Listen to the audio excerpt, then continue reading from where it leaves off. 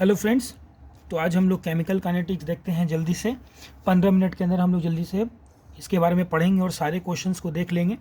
तो chemical kinetics chemistry का वो ब्रांच है जो हम लोग को रिएक्शन के वेलोसिटी और उसके फैक्टर जो उसे डिस्टर्ब करते हैं या अल्टर करते हैं उसके बारे में पढ़ते हैं।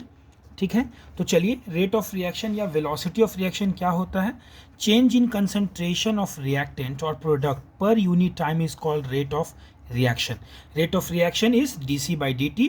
यूनिट इसकी याद रखिए, बहुत बार पूछे जाते हैं। यूनिट क्या होता है? मोल पर लीटर पर टाइम, दैट इज पर सेकेंड। ठीक है, एक चीज़ तो ये हो गया। और कभी कभी ये दिया जाता है कि इसके दूसरे यूनिट क्या होते हैं, तो मोल पर लीटर यानी कि कंसंट्रेशन के जगह पे हम प्रेशर के यूनिट को लेंगे atm। So that's why it's unit is atm per time. इस पेज में यही इंपॉर्टेंट है। आगे चलते हैं। Rate of reaction is change in concentration of reactant और product per unit time divided by their corresponding coefficient. उसके करस्पॉन्डिंग कोएफिशिएंट पे डिपेंड करती है बैलेंस्ड केमिकल इक्वेशन में जो रहती है। ठीक है, जैसे कैसे हम देख पाएंगे अगर इस इक्वेशन को देखें, ये नीट में बहुत बार पूछा गया है कि N2 + 3H2 गिव्स अस अगर अमोनिया। ये इस रिएक्शन को क्या बोलते हैं दोस्तों, बताइए? ये एक हेबर्स प्रोसेस का रिएक्शन है। ठीक है, तो इसमें रेट ऑफ रिएक्शन R हम लिखेंगे माइनस डी, माइनस क्यों? क्योंकि ये रिएक्टेंट है, dN2/dt, और यहाँ 1 छिपा हुआ है क्योंकि 1 इसका कोफिशिएंट है। फिर इसके लिए लिखेंगे इक्वल्स टू माइनस, माइनस क्यों? क्योंकि ये रिएक्टेंट है, dH2/dt, और 3 क्यों लिखेंगे? क्योंकि 3 इसका कोफिशिएंट है, और by dt equals two plus, plus क्यों? क्योंकि ये प्रोडक्ट है, और d अमोनिया बाई 2 क्यों? क्योंकि इसका 2 कोफिशिएंट है। इस तरह से बहुत सारे क्वेश्चंस पूछे जाते हैं। ठीक है, और आपको दे देगा एक क्वेश्चन में कि dH2/dt जो है हमारे क्वेश्चन में मान लीजिए 10 है, ठीक है, या 30 है, कुछ ऐसे करके दे देगा, फिर आपको क्वेश्चन बनाना पड़ेगा। ठीक है, तो बताइए इसका कितना होगा, या कोफिशिएंट को बराबर करिए। इस तरह के क्वेश्चन बहुत पूछे जाते हैं। फिर एवरेज रेट ऑफ रिएक्शन जो लॉन्ग पीरियड ऑफ टाइम के लिए होता है। Instantaneous rate of reaction is a rate of reaction on A instant on a particular time. ठीक है, दैट इज dc/dt होता है। चलिए फिर हम लोग पढ़ते हैं फैक्टर अफेक्टिंग इस रिएक्शन को, क्या क्या फैक्टर अफेक्ट करता है वो पढ़ेंगे हम लोग। कंसेप्ट ऑफ कोलिजन थ्योरी, बहुत ध्यान से सुनेंगे मेरी बात को। अकॉर्डिंग टू कोलिजन थ्योरी क्या कहता है कि अगर किसी रिएक्शन को होना है तो रिएक्टेंट को आपस में टकराना होगा। ठीक है, so first criteria to be react is collision, that is collision is very very necessary but not sufficient. यानी कि कोलिजन जरूरी तो है लेकिन सफिशिएंट नहीं है। सफिशिएंट क्यों नहीं है? क्योंकि दो चीज को टकराए और एक्सीडेंट हो ही जाए, ये बहुत कम संयोग है। क्यों? टकराने से एक्सीडेंट नहीं होता क्या? नहीं। सबसे पहला चीज क्या जरूरी है कि वो टकराना तो चाहिए, उसके साथ साथ उसका प्रॉपर ओरिएंटेशन होना चाहिए। मतलब दोनों गाड़ी की दिशा क्या हो? सेम हो। ठीक है, एक तरह से अपोजिंग ईच अदर हो, यानी कि प्रॉपर ओरिएंटेशन के साथ टकराएगी तभी होगा। यानी कि proper orientation is necessary but not sufficient. अगर मान लो कोई दो गाड़ियां धीरे धीरे आ रही हैं तो क्या एक्सीडेंट हो जाएगा? ठीक है, नहीं होगा। तो फिर चलते हैं, और क्या जरूरी है भाई? फिर आता है थ्रेशोल्ड एनर्जी, यानी कि दो गाड़ियां जो टकरा रही है वो टकराए, यानी कि सबसे पहले वो सेम डायरेक्शन में, अपोजिंग डायरेक्शन में चले, एक क्राइटेरिया हो गया। दूसरा क्राइटेरिया हुआ कि दोनों को प्रॉपर ओरिएंटेशन में चलना चाहिए। ठीक है, और तीसरा क्या है? विच 100 किलोमीटर पर आवर से टकराएगी। ऐसा मान लेते हैं हम लोग कि 100 किलोमीटर पर आवर से टकराएगी तभी एक्सीडेंट हम बोलेंगे। एक्सीडेंट, डिफिनेशन ऑफ एक्सीडेंट क्या हम बोल रहे हैं? एक्सीडेंट का डिफिनेशन क्या हुआ? When collision happens with 100 kilometre per hour. ऐसा मान लेते हैं कि एक्सीडेंट की मेरी क्राइटेरिया है। तो ये ज़रूरी है कि थ्रेशोल्ड एनर्जी, यानी कि दो गाड़ियां 100 किलोमीटर से टकराएंगी तभी हम उसे बोलेंगे। तो रिएक्टेंट को भी होने के लिए रिएक्टेंट को टकराना होगा, पहला बात। दूसरा, प्रॉपर ओरिएंटेशन में टकराना होगा, और तीसरा 100 यानी कि सफिशिएंट एनर्जी के साथ टकराना होगा, जिसे कि हम लोग थ्रेशोल्ड एनर्जी बोल रहे हैं। तो मान लीजिए कोई गाड़ी 50 किलोमीटर पर आवर से जा रही है तो उसे कौन सा एनर्जी बोलेंगे उस एटम के लिए, उस रिएक्टेंट के लिए? सोचिए, और कितनी स्पीड और चाहिए 100 तक पहुंचने में? +50। इस स्पीड को क्या बोलेंगे? तो चलिए आगे पढ़ते हैं और दोनों स्पीड को, दोनों एनर्जी को क्या बोलेंगे आप समझ पाएंगे। ठीक है। तो उसके बाद हम लोग पढ़ते हैं effect of concentration of reactant. ठीक है, ये नीट में बहुत पूछा जाता है।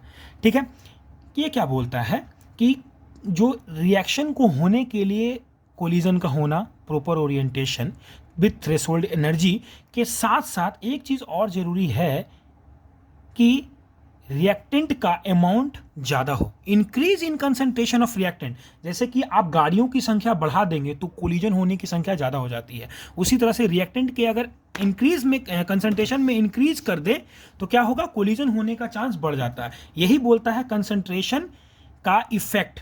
ठीक है, रिएक्शन पे क्या होता है, जैसे ही हम लोग कंसंट्रेशन बढ़ाते हैं कोलिजन के फ्रीक्वेंसी बढ़ जाते हैं। याद रखिए हरदम कोलिजन के फ्रीक्वेंसी बढ़ जाते हैं। ठीक है, फिर आगे हम लोग पढ़ते हैं law of mass action. Law of mass action is nothing but rate जो होता है वो क्या होता है, कांस्टेंट, और उस रिएक्शन में रिएक्टेंट के कंसंट्रेशन का प्रोडक्ट होता है बिंग पावर देयर कोफिशिएंट।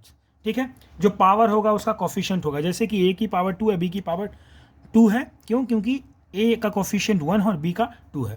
ये होता है रेट लॉ इक्वेशन। ठीक है, जरूरी है कि यहाँ के को जाने, के क्या है, रेट और कांस्टेंट, और वेलोसिटी कांस्टेंट, और स्पेसिफिक रिएक्शन कांस्टेंट, तीन नाम से जाने जाते हैं, याद रखेंगे। ठीक है, फिर उसके बाद बहुत सारे सवाल आते हैं, आपको इसे कर लेना चाहिए। देखिए कैसा क्वेश्चन आता है। सबसे पहले बोलेगा ए और बी दिया हुआ है प्रोडक्ट। ठीक है, ए की अलग अलग टाइमिंग पे आप देखिए, ए जब 2 है और बी जब 1 है तो रेट इतना है, बी इतना है तो इतना है, इतना है तो इतना है। ठीक है, ये क्वेश्चन दे देगा और पूछेगा कि बताइए इसका ऑर्डर क्या है, या रेट लॉ इक्वेशन आप लिखे कि इसका लॉ इक्वेशन क्या होगा। ठीक है, उस अनुसार हम लोग सबसे पहले क्या करते हैं, देखिए ऐसा मान लेते हैं, एज्यूम कि ये कुछ ऐसा है, आर बराबर के ए की पावर एक्स और बी की पावर वाई है, ऐसा मैंने मान लिया। ठीक है, फिर उसी अनुसार अगर रेट कांस्टेंट 0.1 आया था तो ए कितना था, 2 था।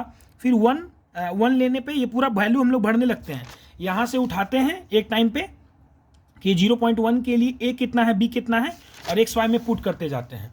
ठीक है, पुट करने के बाद क्या होता है, हम अलग अलग लिख देंगे तीनों रिएक्शंस के लिए। उसके बाद हम करते हैं एक्स निकालने के लिए। ध्यान से देखिए कि मुझे अगर एक्स निकालना है तो मुझे वैसे दो रिएक्शन को भागा देना होगा जिसमें y के जो बेस हैं वो सेम है। तो यहाँ बेस सेम किसमें किसमें है, 1 1, बताइए 1 और 2 में। तो मैं 1 और 2 को डिवाइड कर दूंगा।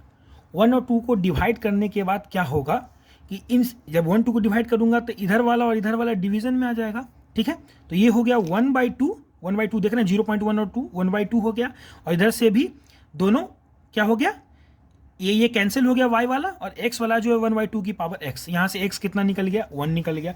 वैसे ही y निकालने के लिए आपको x जिसमें बराबर है बेस वो लेना होगा, यानी कि ये लेना होगा और ये लेना होगा, यानी कि 1/3, जो कि यहाँ मैंने किया भी है। ठीक है, उसी अनुसार ऐसे करने पे y की वैल्यू 2। तो रेट लॉ इक्वेशन लिखने के लिए अगर वैल्यू कंसंट्रेशन अलग अलग रिएक्शन कांस्टेंट के लिए अलग अलग दिया हुआ हो तो इस तरह से निकालते हैं। ठीक है, इस पर बहुत सारे क्वेश्चंस मैंने करवाए हैं। ठीक है, उस पर एक क्वेश्चन फिर से जल्दी से देख लेते हैं। पूछा जाता है when concentration of A increases 2 times rate increases 4 times. क्या मतलब हुआ बताइए, अगर कंसंट्रेशन ए की हम 2 गुना बढ़ाते हैं तो रेट का 4 गुना हो जाता है, यानी कि ए की पावर कितना होगा कि वो 2 गुना हो जाएगा। ठीक है, तो सिंपल सी बात है, किसी नंबर का स्क्वायर करो तो कितना होगा, तो 2 का कितना करेंगे पावर कि 4 हो जाएगा। तो सिंपल सी बात है, 2 का कितना स्क्वायर करने पे, यानी कि यहाँ जो नंबर है, यानी कि ए का जो वो सब कोफिशिएंट है वो कितना आ गया, 2 आ गया, सिंपल। तो यहाँ मैंने लिख दिया है। वैसे ही बी के बारे में सब लिखा हुआ है, फैक्ट दिया हुआ है, एक concentration of B increases 4 times rate increases 2 times. जब बी को हम बढ़ाते हैं, ठीक है, बी को कितना बढ़ाते हैं, 4 गुना बढ़ाते हैं, उसका पावर कितना दे कि ये कितना हो जाए, 2 हो जाए। बताइए कितना करना होगा, सिंपल सी बात है, रूट करना होगा 4 का, तब 2 आएगा, यानी कि बी की पावर कितनी हो गई, हाफ।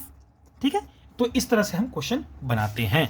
ठीक है, जल्दी से आगे फिर देखेंगे effect of activation energy and temperature. ध्यान से देखिए, जो मैं बता रहा था, इंटरनल एनर्जी यानी कि 50 किलोमीटर से दौड़ती हुई गाड़ी क्या एक्सीडेंट करवाएगी, तो उसका आंसर है नहीं। ठीक है, क्योंकि मुझे थ्रेशोल्ड एनर्जी कितनी चाहिए एक्सीडेंट होने के लिए, 100 किलोमीटर पर आवर।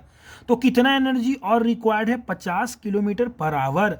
उसी को हम लोग एक्टिवेशन एनर्जी कहेंगे। यानी कि energy excess over internal energy is called activation energy up to threshold energy. यानी कि गाड़ी की जो चाल है अभी 50 किलोमीटर, उससे ऊपर और कितना चाहिए थ्रेशोल्ड 100 तक पहुंचने के लिए, उसी को हम लोग एक्टिवेशन एनर्जी कहेंगे। ठीक है, तो 50 के ऊपर और कितना चाहिए दोस्तों? 50, तो हो जाएगा 100, यानी कि 50 किलोमीटर प्लस जो चाहिए वो क्या हो गया? Activation energy. ठीक है, अच्छे से समझ गया एक्टिवेशन एनर्जी क्या होता है, और इक्वेशन से अच्छे से समझाऊं। ठीक है, मान लीजिए सिलेक्शन के लिए कट ऑफ है 600। ठीक है, अभी आपकी इंटरनल, अभी आपकी जो नंबर आ रही है 300 आ रही है। ठीक है, और कितना नंबर आपको चाहिए कि आपका सिलेक्शन हो जाए? प्लस 300, यानी कि ये प्लस 300 क्या हो गया? Activation energy, required number. ठीक है, तो इस तरह से चलेंगे। फिर आगे हम लोग पढ़ेंगे calculation of activation energy by Arrhenius experimental equation. Arrhenius के एक्सपेरिमेंट के द्वारा दिए गए इक्वेशन, जो कि आर्हेनियस इक्वेशन कहलाया, उससे हम लोग निकालेंगे एक्टिवेशन एनर्जी। ठीक है दोस्तों, एक्टिवेशन एनर्जी निकालते हैं। यहाँ पे एक्टिवेशन एनर्जी का फॉर्मूला जो दिया हुआ है, K इक्वल्स टू ए ई की power minus EA by RT। के क्या है? रेट और वेलोसिटी और स्पेसिफिक रिएक्शन कांस्टेंट। ए क्या है यहाँ पे? ये वाला नंबर आर्हेनियस और फ्रीक्वेंसी फैक्टर और प्री एक्सपोनेंशियल फैक्टर। ठीक है, फिर EA क्या है? एक्टिवेशन एनर्जी सबको पता है, कैलोरी पर मोल, जूल पर मोल होता है। R की वैल्यू कितनी लेंगे? कैलोरी जब रहे तो 2 किलो कैलोरी पर मोल पर केल्विन लेते हैं, 8.31 जूल पर मोल पर केल्विन लेते हैं। और टेम्परेचर ऑलवेज याद रखें, फिजिकल में कहीं भी केल्विन यूज करते हैं दोस्तों। ठीक है, कभी कभी ये पूछता है कि E की power minus EA by RT क्या होगा? तो बताइए, E एक नंबर है सिंपल सा। अगर मैं आपको समझाऊं कुछ देर के लिए, तो E एक नंबर है जिसकी वैल्यू 2.71 समथिंग होती है मान लीजिए। ठीक है, उसका पावर कुछ हो, यानी कि कुछ नंबर है 5, उसके पावर कुछ हो, तो सिंपल सी बात है ये कांस्टेंट होगा, और कांस्टेंट का कोई यूनिट थोड़ी ना होता है। ठीक है, तो इसीलिए ये यूनिट लेस हो जाता है। यूनिट ऑफ के क्या होता है? अगर ये यूनिट लेस ही हो गया तो के का वही यूनिट होगा जो ए का होगा। ठीक है, सिंपल हो गया। ठीक है, कभी कभी ये पूछता है कि EA बाई RT, E की power minus EA by RT क्या है? ये fraction of molecules having energy greater than और इक्वल टू थ्रेशोल्ड एनर्जी है। यानी कि वो नंबर है गाड़ियों का जिसकी स्पीड 100 या 100 से ज्यादा थी, यानी कि वो ये पोटेंशियल एक्सीडेंट करने वाले गाड़ियों की संख्या है।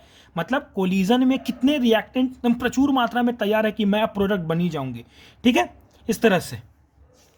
तो फिर इसी इक्वेशन को आगे अगर सॉल्व करेंगे तो हम लोग यहां पहुंचेंगे, जो कहता है log k equals to minus EA by RT 1 plus log A।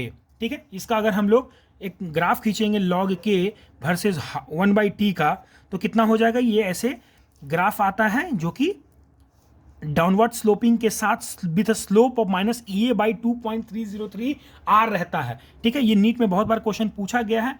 ठीक है, और आप जानते हैं कि ना ही एक्टिवेशन एनर्जी, ना ही R, ना ही A कोई भी टेम्परेचर पे डिपेंड नहीं करता है। यानी कि टेम्परेचर से सीधा सीधी किसको प्रभाव पड़ने वाला है? K को। ठीक है, आगे हम लोग पढ़ेंगे।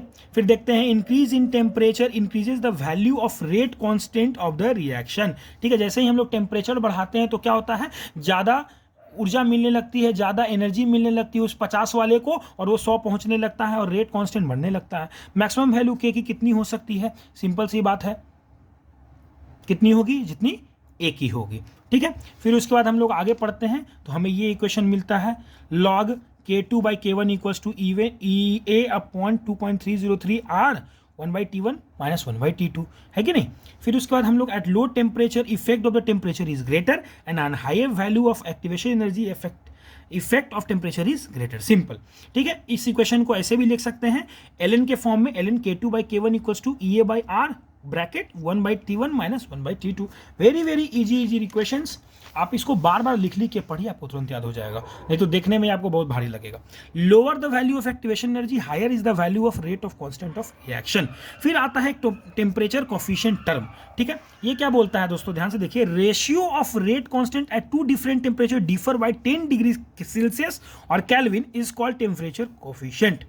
यानी कि दो अलग अलग रेट कांस्टेंट लीजिए, ले लेता हूं मैं। कब लेना है? दो अलग अलग टेम्परेचर पे। ओके, मैंने 100 पे ले लिया और 200 पे। सुन, तेज मत बन, 100 पे और 200 पे नहीं, ऐसा दो टेम्परेचर लो जो 10 के डिफरेंस पे हो। ठीक है, तो चलो 200 और 210। यस, 200 और 210 के रेट कांस्टेंट को ले लो, और रेट कांस्टेंट को लेने के बाद हायर टेम्परेचर वाले को ऊपर और लोअर टेम्परेचर वाले को नीचे लिखो और उसके रेशियो को देखो, जो नंबर आएगा वही आपका कहलाता है टेम्परेचर कॉफिशिएंट, और उसकी वैल्यू देखी गई है 2 से 3 के आसपास। इसका मतलब होता है कि अगर आप टेम्परेचर को 10 डिग्री सेल्सियस से बढ़ाते हैं तो के की वैल्यू 2 गुना हो जाती है। सिंपल, कोई दिक्कत नहीं। चलिए आगे बढ़ते हैं। Temperature coefficient of a reaction is 2। Okay, how many times the value of rate constant of a reaction increases when temperature changes from 10 to 100 degree Celsius. सबसे पहले क्या लिखते हैं, K2 by K1 equals to coefficient की power delta T change in temperature upon 10। यहां पे कितना है, n की वैल्यू, कोफिशिएंट की वैल्यू 2, ठीक है, उसकी पावर में कितनी आएगी, डेल्टा टी, यानी कि चेंज इन टेम्परेचर 10 से 100 जा रहा 90 अपॉन 10 2 की पावर 9 512, ठीक है। तो K2 by K1 equals to 512, तो K2 इक्वल्स टू 512 के, ठीक है। इस तरह के बहुत सारे क्वेश्चंस आपके कॉपी में करवाए गए होंगे, आपके नोट्स में करवाए गए होंगे, ठीक है। उसको करिए, और नहीं तो आप प्रीवियस ईयर के क्वेश्चंस देखेंगे, इसी तरह के पैटर्न से आते हैं, इसीलिए मैं एक एक क्वेश्चन करवा के आगे बढ़ रहा हूं दोस्तों, ठीक है। अब वो समय भी नहीं रहा। ऑर्डर ऑफ रिएक्शन क्या होता है, sum of the power of concentration of reaction given in a rate law equation is known as order of reaction. Okay, so A plus B gives us P, so reaction क्या हो जाएगा, are equals to, यानी कि rate equals to क्या होगा, के ए की power x B की पावर वाई, ठीक है। चलो मान लिया मैंने, ठीक है। तो ओवरऑल ऑर्डर ऑफ रिएक्शन कितना हो जाएगा, दोनों कंसंट्रेशन की पावर का सम, ठीक है। ये समझ में आ गया। अच्छा, X and Y are experimental value. Yes, सबसे पहले जो बच्चों के मन में तकलीफ उठा कि अच्छा यहां रिएक्शन में तो 1 1 दिया हुआ है और यहां एक्स एक्स कैसे आ गया, एक्स वाई कैसे आ गया, भाई मुझे बताओ। तो ये जो मैंने एक्स वाई नंबर लिख दी है दोस्तों, वो मैंने अपनी मर्जी से नहीं लिखी है, ये एक्सपेरिमेंटल वैल्यू है। तो यहाँ बहुत बड़ा चीज़ निकल के आता है कि ऑर्डर एक एक्सपेरिमेंटल वैल्यू है। आप कोफिशिएंट्स को देख करके नहीं तय कर सकते हैं कि ऑर्डर क्या होगा, ठीक है। तो मान लीजिए अगर ये रिएक्शन 1 1 का है, ठीक है, तो आपको ये मान लेना होगा, जैसे कि मैंने मान लिया है कि ये रिएक्शन जो है इसको ऐसे होगा, एक्सपेरिमेंट से ये आया। तो आप बताओ कि ए के टर्म में ये क्या है, तो ए की पावर कितनी है 1, यानी कि फर्स्ट ऑर्डर, ए के टर्म में फर्स्ट ऑर्डर, बी के टर्म में सेकेंड ऑर्डर, और ओवरऑल जो है थर्ड ऑर्डर का है ये, ठीक है। Order of reaction in elementary और सिंपल रिएक्शन कैसे निकलते हैं, यानी कि एक सिंपल स्टेप में होने वाली रिएक्शंस को एलिमेंट्री रिएक्शन कहा जाता है, ठीक है। और उसमें निकालने के लिए आपको कुछ नहीं, उसी रिएक्शंस को लेना है और उसकी मदद से आपको ऑर्डर निकालना है। तो एक मॉलिक्यूलरिटी टर्म और आता है जो कि ऑलमोस्ट सिमिलर टू ऑर्डर है, लेकिन थोड़ा सा चेंज है, थोड़ा सा प्यार से समझेंगे इसको। Total number of particles of reactant which take part in elementary reaction is called molecularity. फिर से, जितने टोटल पार्टिकल टकराएंगे रिएक्टेंट के, उसे कहते हैं हम लोग मॉलिक्यूलरिटी। जैसे कि ये क्या है, अमोनियम नाइट्राइट, इसे जब मैं डिकम्पोज करूंगा तो N2 + 2 मोल ऑफ H2O बनेगा। तो बताइए कि इसमें रिएक्टेंट कितने हैं, 1 है। सर ये आपने क्या किया, तुरंत से देख लिया यहाँ पे और उसे बता दिया। तो यस, मॉलिक्यूलरिटी जो नंबर होती है, मॉलिक्यूलरिटी जो होता है वो हरदम क्या होता है, एक थ्योरेटिकल टर्म है, आप उसे देख कर बता सकते हैं रिएक्शंस को, ठीक है। तो यहां बताइए कितना होगा, H2 + I2 gives us 2HI, molecularity being 2, कैसे बताया, 1 1। मॉलिक्यूलरिटी को देख के बता सकते हैं, ऑर्डर को नहीं, मॉलिक्यूलरिटी को देख के बता सकते हैं, ऑर्डर को नहीं। Very good. 2Na + 1 Cl2 gives us 2NaCl, molecularity कितना होगा, 3, कैसे बताया मैंने, 2 + 1, ठीक है। तो क्या मैं कोई भी रिएक्शंस को देख करके उसके मॉलिक्यूलरिटी पे कमेंट कर सकता हूं, यस। क्या मैं कोई रिएक्शंस देख करके उसके ऑर्डर पे कमेंट कर सकता हूं, नहीं, गलती से भी मत सोचना, कभी नहीं कर सकते हो। क्यों, क्योंकि ऑर्डर एक एक्सपेरिमेंटल वैल्यू है। मैं बार बार चिल्ला के बोल रहा हूं क्योंकि आप गलती ना करें, ठीक है, और आप गलती नहीं करेंगे। ऑर्डर एक्सपेरिमेंटल वैल्यू है, हम रिएक्शंस के कोफिशिएंट को देखकर कमेंट नहीं कर सकते हैं, जबकि मॉलिक्यूलरिटी के लिए मुझे सिंपल एक रिएक्शन देखना है और आप आराम से उसके मॉलिक्यूलरिटी को ला दीजिएगा।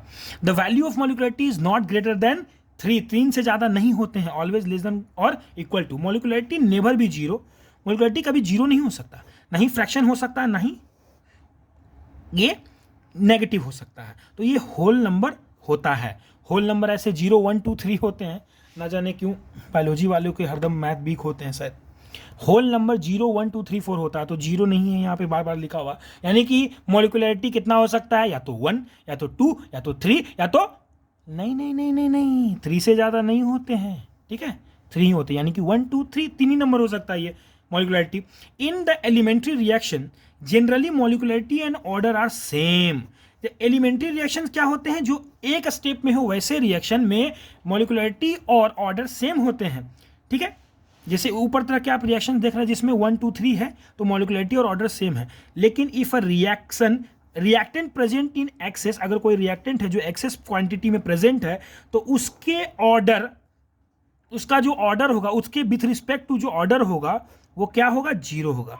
यानी कि किसी रिएक्शन में अगर ये A plus B gives us P और बोला जाए कि B जो है एक्सेस है, तो उसके रिस्पेक्ट में क्या होता है, ऑर्डर 0 हो जाता है। यही लिखा हुआ है कि रिएक्टेंट के उस रिएक्टेंट के विथ रिस्पेक्ट में 0 हो जाता है। Order is experimental but molecularity is theoretical term, मैंने बताया था आपको, ठीक है। तो इस तरह से आप देखेंगे कि अलग अलग कॉन्सेप्ट आता है। फिर हम लोग पढ़ेंगे ऑर्डर इन कॉम्प्लेक्स रिएक्शन। अभी मैंने बता दिया आराम से, कितना आराम से समझा दिया कि एलिमेंट्री रिएक्शन क्या होता है जो सिंगल स्टेप में हो, उसमें ऑर्डर कैसे बताते हैं, एक एक्सपेरिमेंट की मदद से बताते हैं, मॉलिक्युलरिटी हम लोग उसके कोफिशिएंट को देख के बताते हैं। तो वैसे ही ऑर्डर इन कॉम्प्लेक्स रिएक्शन क्या होता है, सबसे पहले कॉम्प्लेक्स रिएक्शन पढ़िए कि ऐसा केमिकल रिएक्शन जो कि अलग अलग स्टेप, बहुत सारे स्टेप में हो, सेवरल स्टेप में हो, उसे हम कॉम्प्लेक्स रिएक्शन बोलेंगे। ओवरऑल रेट ऑफ रिएक्शन जो होता है and order of reaction is determined by slow elementary reaction, यानी कि आरडीएस क्या होता है, स्लो रिएक्शन होता है। तो चलिए क्वेश्चन के माध्यम से समझते हैं कि x plus y gives us m, it's a slow reaction. फिर m plus Z gives us o fast, o plus y gives us p very fast. So हम सबसे पहले क्या देखते हैं कि ये जो कॉम्प्लेक्स रिएक्शन है वो सबसे पहले देखिए कि 3 स्टेप में हो रहा है, ओके। इसमें हम किस स्टेप को चूज करेंगे रिएक्शन के ऑर्डर को लिखने के लिए, इस स्टेप को। क्यों, क्योंकि ये स्लो है, इसीलिए इसे हम RDS बोलते हैं, रेट डिटरमाइनिंग स्टेप बोलते हैं, ठीक है। एकदम ध्यान से समझ लीजिए। कोई पूछेगा कि बताओ इन तीनों में जो स्लो, फास्ट और वेरी फास्ट है, इसमें K की वैल्यू किसकी सबसे ज़्यादा है, एक दो स्टेप किसमें, किसकी, तो K की वैल्यू जो सबसे फास्ट होता है उसका ज़्यादा होता है, फिर उससे थोड़ा स्मॉल वाला और फिर उससे थोड़ा स्लो वाला, ठीक है। तो इसमें वेरी फास्ट K3, फिर फास्ट K2 और फिर स्टेप 1 जो है स्लो है इसलिए सबसे नीचे। अब बताइए एक्टिवेशन एनर्जी सबसे ज़्यादा किसकी है, यानी कि एक्टिवेशन एनर्जी ज़्यादा का मतलब जो रिएक्शन स्लो हो, धीरे धीरे हो, क्योंकि उसकी स्पीड उतनी है ना, नहीं है। तो क्या होगा, ये जो 1 का आप देख रहे हैं इसमें सभी गाड़ी उतने तेज नहीं है कि टकरा सके और प्रोडक्ट दे सके, ठीक ना। तो इसकी एक्टिवेशन एनर्जी ज़्यादा हो गई 2 की तुलना में, फिर 3 की तुलना में। फिर रिएक्शन का ऐसे ग्राफ भी बन जाता है, देख पा रहे हैं आप, ठीक है। और मान लीजिए एक्सपेरिमेंट से ये पता चला कि जो ये है एक्स और वाई पे ही डिपेंड कर रहा है। क्यों एक्स वाई पे डिपेंड कर रहा है, क्योंकि ये स्लो रिएक्शन से डिटरमाइंड होता है जिसमें कि एक्स वाई है, ठीक है। एक रिएक्शन को देखते हैं हम लोग, जल्दी से देखेंगे, आगे बढ़ेंगे। x plus 2y plus Z gives us p, एक कॉम्प्लेक्स रिएक्शन है, ठीक है। इसके 3 स्टेप्स हैं 1 2 3, जिसमें कि ये हो रहा है, इसमें स्लो ये है। तो r मैं लिखूंगा इसके रिएक्टेंट के कंसंट्रेशन के डायरेक्टली प्रोपोर्शनल, लिख दिया मैंने, okay. We have to remove concentration of m, Y, क्योंकि हमारे इस पेरेंट रिएक्शन में m कहीं है ही नहीं, x y और z है। तो हमको m हटाने के लिए क्या करना होगा, एक ऐसा रिएक्शन का स्टेप चूज करना होगा जिसमें m हो और x y हो, यानी कि m के अलावा जो चीज़ आपको हटाना है उसको हटाना है उस चीज़ से जो कि रिएक्शन में प्रेजेंट है, यानी कि x और y से, ओके। तो मैं इस स्टेप के लिए क्या लिखूंगा, इक्विलिब्रियम कांस्टेंट लिखूंगा, क्योंकि ये इक्विलिब्रियम में है। और इक्विलिब्रियम में क्या लिखूंगा मैं कि सबसे पहले ऊपर m, फिर x और y, ये सबको पता है कि एक इक्विलिब्रियम कांस्टेंट कैसे लिखते हैं। तो यहाँ से m क्या हो जाएगा, KE हो जाएगा, ठीक है। और मैं यहाँ इस रिएक्शन में इस m को हटाने के लिए KE लिख दूंगा और z लिख दूंगा फिर बाद में, ठीक है। तो यहाँ जो इतना ये टर्म हो गया KE वो एक्चुअली है क्या, m है कि नहीं, m है ये, और mz, तो फिर उसके बाद XYZ हो जाएगा, यानी कि इसकी ऑर्डर कितनी हो गई, अब दिख गई 3 ऑर्डर हो गई, 1 2 3, और मॉलिक्युलरिटी भी क्या हो गया, 3 हो गया। वेरी गुड, ठीक है, समझ गए। तो ऐसी तरह का क्वेश्चंस बहुत आता है। फिर फर्स्ट ऑर्डर रिएक्शन, जल्दी चलेंगे। फर्स्ट ऑर्डर रिएक्शन क्या होता है, वैसा reaction which rate is directly proportional to the concentration of reactant. Directly proportional to यानी कि एक power, directly proportional to the reactant present at that time of the reaction is known as first order reaction. Reaction which rate depend only on concentration, only one concentration is known as first order reaction. R K होती है, directly proportional T होती है. अगर दोनों की graph खींची जाए तो ऐसी होगी, ठीक है. फिर उसके बाद बहुत सारा बड़ा बड़ा चीज़ होता है जो आपको नहीं समझना, और सीधा ये समझना है कि T बराबर क्या होता है.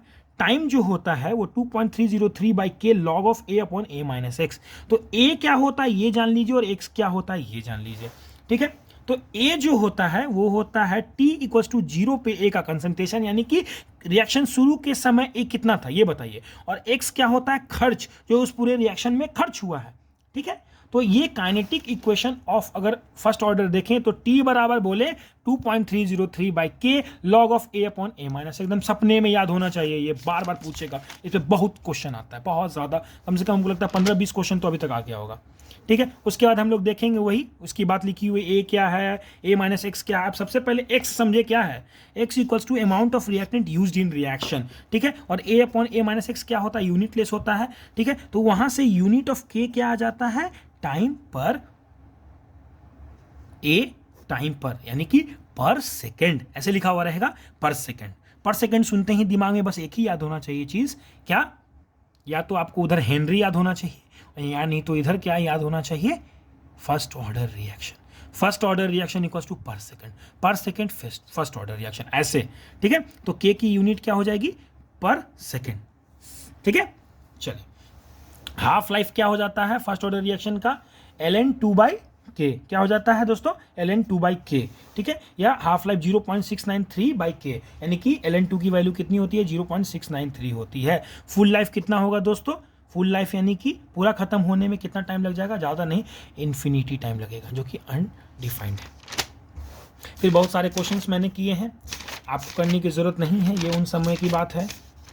चलिए एक समरी के तौर पे जल्दी जल्दी से मैं दिखा देता हूं कि different form of kinetic equation of first order क्या क्या हो सकता है. k equals to 2.303 upon T log of A upon A minus A, 2.303 by T log of P nought by P nought minus X, 2.303 by log of V infinity V.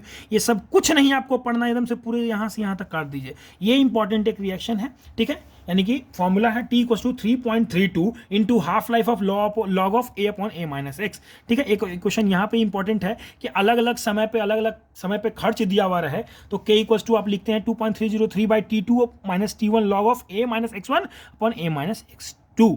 ये important है, ठीक है. कभी कभी ये क्वेश्चन दिया जाता है, ये IIT वगैरह में बहुत पूछा जाता था कि 1 माइनस ई की पावर माइनस के टी अगर लिखेंगे तो ये अल्फा के इक्वल यानी कि डिसोसिएशन के इक्वल होती है, ठीक है. ये कौन ऐसा इक्वेशन है जिसमें कि T75 यानी कि 75% खर्च होने का समय जो है 2 गुना ऑफ आधा खर्च होने का समय है, वो क्या है, फर्स्ट ऑर्डर रिएक्शन. हमेशा याद रखेंगे, ठीक है. ठीक है, फिर हम लोग चलते हैं जीरो ऑर्डर रिएक्शन. तेजी से चलना है दोस्तों, क्योंकि ये एक रैपिड रिवीजन टाइप है. जीरो ऑर्डर रिएक्शन क्या होता है, reaction which rate is independent of the concentration of reactant, यानी कि ऐसा रिएक्शन जो कि किसी के कंसंट्रेशन पर डिपेंड ही ना करे. जीरो ऑर्डर रिएक्शन, मैं किसी की नहीं सुनूंगा, बस वही रिएक्शन है ये. R बराबर के ए की पावर 0, मैं नहीं सुनने वाला, तो रेट और के बराबर हो गए. तो बताइए यूनिट क्या होगा के का, मोल पर लीटर पर सेकेंड, या और क्या हो सकता है, एटीएम पर सेकेंड. वेरी गुड, ठीक है, एटीएम पर सेकेंड हो सकता है. और वैसे ही ए का क्या यूनिट होगा बताइए, लॉग के, याद है, लॉग के 2.303 अपॉन क्या होता है, और उसमें मैंने बताया था कि के की मैक्सिमम वैल्यू क्या हो सकती है, ए के इक्वल. तो ए का भी यूनिट क्या हो जाएगा, मोल पर लीटर पर सेकेंड, ठीक है. Kinetic equation of zero order अगर आप देखें तो ध्यान रखिएगा कि इसमें जो खर्च है एक्स जो होता है वो के टी के इक्वल होता है, ठीक है. यानी कि X is a amount of reactant used and that is equal to amount of product formed, ठीक है. और उसी अनुसार यूनिट 15 में पूछा गया सवाल था, इजी था. कभी कभी पूछा जाता है कि टी समय पे कितना होगा, तो लिखते हैं हम लोग इनिशियल का जितना था उतना माइनस के टी, ठीक है. ओके, ये देख लीजिएगा. थोड़ा थोड़ा ग्राफ कभी कभी पूछा जाता है कि ए टी और टी में जब ग्राफ खींचा जाएगा तो एक डाउनवर्ड स्लोप के साथ with a slope of minus के एक मुझे स्ट्रेट लाइन दिखता है, तो ये इस तरह का आप एक ग्राफ देख लेंगे. Half life of zero order reaction क्या होता है, जीरो ऑर्डर रिएक्शन जो होता है उसका half life a upon 2k होता है. अब मुझे प्यार से बता दीजिए कि फर्स्ट ऑर्डर का क्या होता है half life, yes, very good, Ln2/k यानी कि 0.693/k, वेरी गुड। ठीक है, चलते हैं हम लोग आगे। Example of zero order reaction कभी कभी पूछा जाता है, बताइए इनमें से कौन से रिएक्शन जो है जीरो ऑर्डर है, तो हम लोग हरदम में याद रखेंगे H2 + Cl2 in the presence of UV light gives us 2 mole of HCl and dissociation of HI and ammonia on the surface of silver. AU silver होता है क्या? नहीं, AU इज गोल्ड और प्लैटिनम। ठीक है, तो AU और PT के सरफेस पे जब HI और अमोनिया का एक तरह से डिसोसिएशन होता है in the H2 and I2 and N2 in and H2, तो वो जीरो ऑर्डर रिएक्शन होता है। ठीक है, बहुत सिंपल सा है। सेकंड ऑर्डर रिएक्शन वैसे आप लोग को पढ़ना नहीं है, आप लोग के सिलेबस में नहीं है, लेकिन हमेशा याद रखेंगे कि इसका हाफ लाइफ जो होता है 1/Ka होता है। मैं एक जनरल फॉर्मूला बता देता हूँ हर चीज़ के लिए जो हरदम लागू हो जाएगा। ठीक है, आप देखिए, एक मैं फॉर्मूला बताता हूँ सिंपल सा। This formula is valid for rate of reaction greater than और equal to 2 for third order reaction के लिए। ये फॉर्मूला याद रखिए, 1/A - x का होल स्क्वायर 2kT + 1/A2। ठीक है, कभी जरूरत नहीं पड़ेगा जिंदगी में, लेकिन हाँ ऐसे ही घुमा लिया नजर बस। यूनिट ऑफ रेट कांस्टेंट जो बार बार पूछा जाता है, nth ऑर्डर कुछ भी दे देगा। बताइए अगर ये यूनिमोलिकुलर या यूनी ऑर्डर रिएक्शन यानी कि फर्स्ट ऑर्डर रिएक्शन, उसका यूनिट क्या होगा? तो क्या second order, third order, 50 order का दे दिया, तो क्या करेंगे आप? R = Ka⁴n लिखेंगे। R का यूनिट लिखेंगे मोल पर लीटर पर सेकंड, K का मुझे नहीं मालूम, A का लिखेंगे मोल पर लीटर और उसकी पावर n। ठीक है, इसको जब सॉल्व करेंगे तो मोल की पावर 1 - n, लीटर की पावर n-1 पर सेकंड। ये जो हो गया यूनिवर्सल हो गया, किसी के लिए K की वैल्यू आपको निकालने में जरूरत नहीं होगी। चलिए ट्राई कर लेते हैं। n = 1 यानी कि फर्स्ट ऑर्डर के लिए 1 - n 0 खत्म, उसके बाद लीटर 1 - 1 खत्म, पर सेकंड ही आंसर होता है ना, होता है कि नहीं? ठीक है, चलिए बताइए जीरो ऑर्डर के लिए क्या होता था? मोल पर लीटर पर सेकंड। देखते हैं होता है कि नहीं। जीरो रखते हैं, मोल पर लीटर यानी कि लीटर की पावर -1 पर सेकंड आ गया। ठीक है, यानी कि सही है रिएक्शन। ठीक है, उसके बाद हम लोग चलते हैं half life of nth order reaction कितना होता है। एक जनरल फॉर्मूला याद रखेंगे, half life directly proportional to A की पावर 1 - n। अब बताइए फर्स्ट ऑर्डर रिएक्शन क्या होता था? इंडिपेंडेंट ऑफ A, है ना। अगर n की वैल्यू 1 रखेंगे तो खत्म हो जाएगा ये। ठीक है, अच्छा जीरो ऑर्डर रिएक्शन के लिए क्या होता था? Half life directly proportional to A/2K। आता है कि नहीं जीरो रखने पे directly proportional to A? Yes आता है, यानी कि बिल्कुल मेरा फॉर्मूला सही है, और होगा क्यों नहीं। आगे हम लोग चलते हैं। Catalyst, what is catalyst? What is catalyst in your life? Name some catalyst in your life. Okay, catalyst क्या होते हैं? Substances which changes the rate of reaction that increases your chances of success in this particular NEET exam without undergoing any changes itself. वो खुद में बदलाव किए बगैर जो आपके पाथ में, आपके रास्ते को आसान बनाए, वो कैटलिस्ट है। यानी कि आपके घर वाले, आपके मम्मी पापा आपके रास्ते में बिना बदले, बिना चेंज हुए, आपको प्यार दे दे करके आपके रास्ते को आसान कर रहे हैं। आपके कोई दोस्त हो सकता है, आपके कोई मित्र हो सकता है, आपके कोई गुरुजी हो सकते हैं, आपके कोई टीचर हो सकती हैं, आपका कोई फ्रेंड हो सकता है कि नहीं, जो इस सक्सेस के पाथ को आसान बना रहा हो। उसका कभी कभी धन्यवाद ज्ञापन करना है, उसके कभी रोल को भूलना नहीं है। मेरे केस में अगर मैं पर्टिकुलर अपना केस बताऊं तो मेरे सर थे डॉक्टर सुशील सर, जिन्होंने मुझे एक आम साधारण से बच्चे से मुझे यहाँ तक पहुँचा दिया। मेरे केस में डॉक्टर सुशील सर को मैं श्रेय देना चाहूँगा।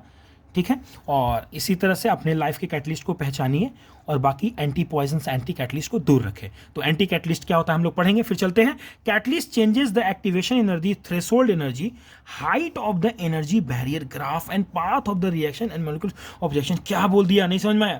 कैटलिस्ट वो होता है जो आपकी पाथ में आपके एक्टिवेशन एनर्जी को बढ़ा दे, ठीक है, आपको पुश दे, चल चल तू कर सकता है, ठीक है, वो हो, या आपके लिए थ्रेशोल्ड एनर्जी कम कर दे। ठीक है, यानी कि आपके जब थके तो आपका पसीना पोंछने वाला ऐसा बन जाए। ठीक है, थ्रेशोल्ड को कम कर दे, ऊपर जो बार है उसको कम कर दे।